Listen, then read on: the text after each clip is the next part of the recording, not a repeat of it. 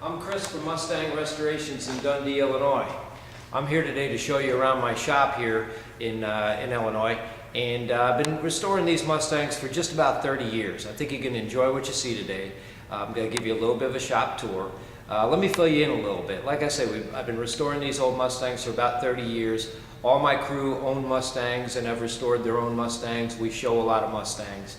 And we really actually have a lot of fun here doing this. We're pretty lucky guys to have this kind of job, especially in the economy we have.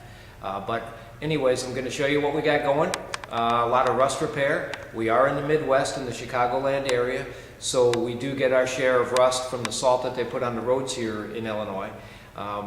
Which is a good thing for us, because when the panels rot away, we can do a much better job than trying to fix an old rusty panel. It's always better if we can just replace the whole thing. So let me show you around. Check it out. This row over here is what I refer to as skid row, because this is the cars that are really tough cars. One good example is this 68 convertible over here that we've pretty much replaced a lot of the body panels on this thing. We've done the fender apron over here. A common area that rot out on Mustangs is where the battery sits, so we've replaced that. Done a little shock tower work to it. This thing over here is called a torque box. We've replaced the torque box. Come on around here, camera guy. Let me show you the back end of this car. The back ends of these Mustangs, like any old car, will rot away, especially given the atmosphere in Chicago here.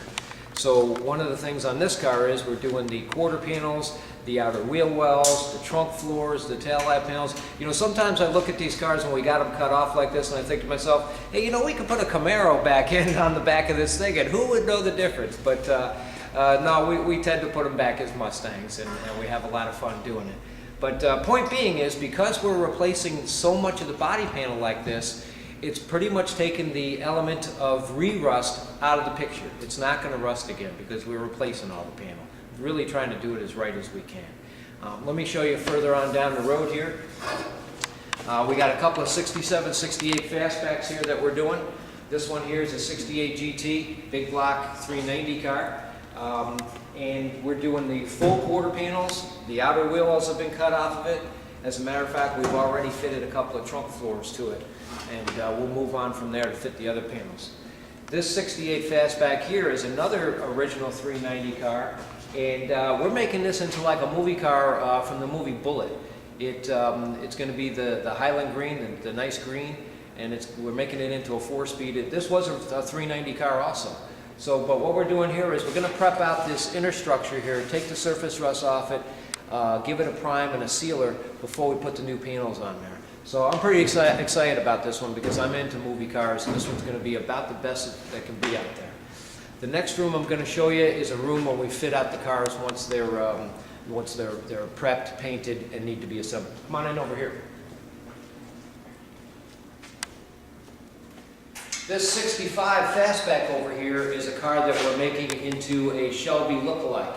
And it's got the dark metallic blue. It's going to have the white stripes on there, the Shelby scoop on the side. I have a set of correct Shelby wheels that are going to go on it. This car is going to be a really nice looking car. A lot of guys are doing Shelby clones, and I consider us the best at doing that kind of thing. This 67 coupe over here is a car that this guy's had this since college days.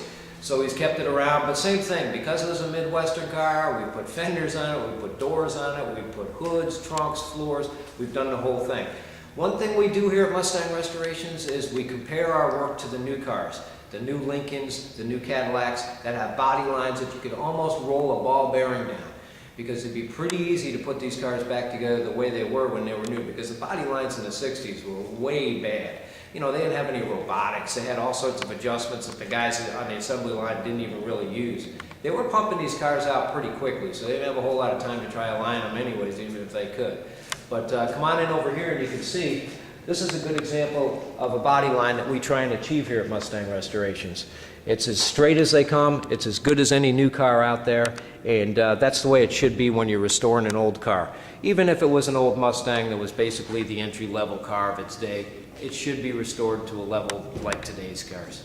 But this one's got a Motorsports 302 motor in it, pumping out about 350 horsepower.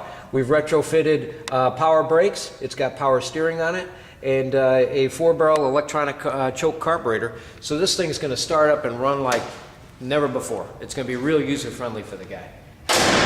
Hood closes nicely the way it should be. This Shelby back here is one that was in a fire, a bad fire. If you go on my website, mustangrestoration.net, and click on Hot Shelby, what you'll find is an area that has all these pictures of this Shelby that got burned up. And what happened was the guy pulled his motorcycle in next to his Shelby, covered the bike a little too soon, and the bike caught on fire. It melted the fuel line, the fuel went on the floor, came over to this Shelby, and the Shelby car cover caught on fire. And it basically just roasted the whole outside of the car and just almost brought it to the ground. Well, because of the value of these Shelbys, it was worthwhile to still put it back together. And I suppose the good news about that is we're able to make it better than new. One of the big issues Shelby had with these cars was the poor fit of their fiberglass, especially their hoods. Their hoods would tend to have a big bow in them. You pretty much look at every Shelby that's out there and you'll find that you could almost fit your hand between the fender and the hood. That's how badly the hoods used to bow on these cars. Well, we figured out a way where we can overcome that, and this is a good example of a car that we've fixed that on.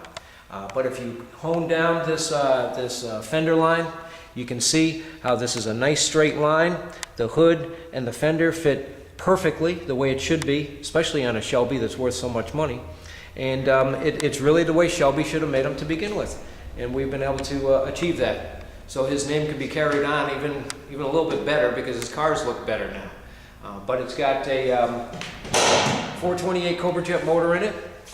The owner has delved away a little bit from originality on some things, like the red export brace back there. But for the most part, he's kept it fairly original and made it just a really cool car. Closes nicely the way it should. But if you want any other information about my facility, go to www.mustangrestoration.net.